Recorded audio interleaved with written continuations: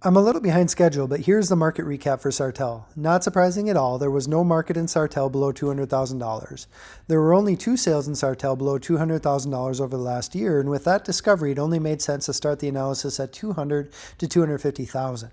There has been a dramatic reduction in activity in this price range over the last 2 years, with more homes selling 3 years ago than in the last 2 years combined.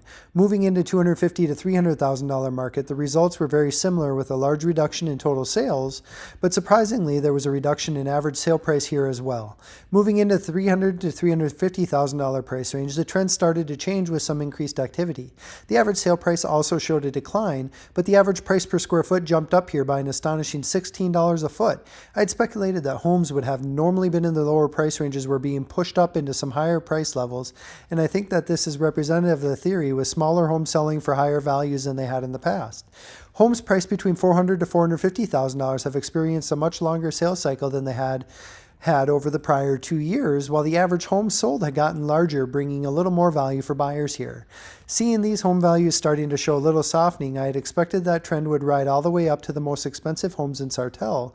However, homes valued between $450,000 to $500,000 actually showed a $17 per square foot growth in value. This was very counterintuitive with the rise in interest rates that should start to affect higher valued homes before lower valued homes.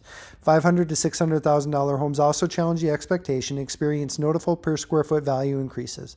After lumping in all homes valued greater than $600,000, the values per square foot decreased over the last 3 years, but surprisingly, days on market dropped noticeably with nearly 2-month decrease in time on market.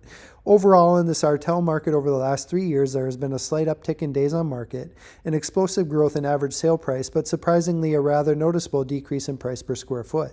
But more importantly, a dramatic reduction in sales over the last 3 years, which is continuing to exacerbate the housing shortage problem that we have in this area and country.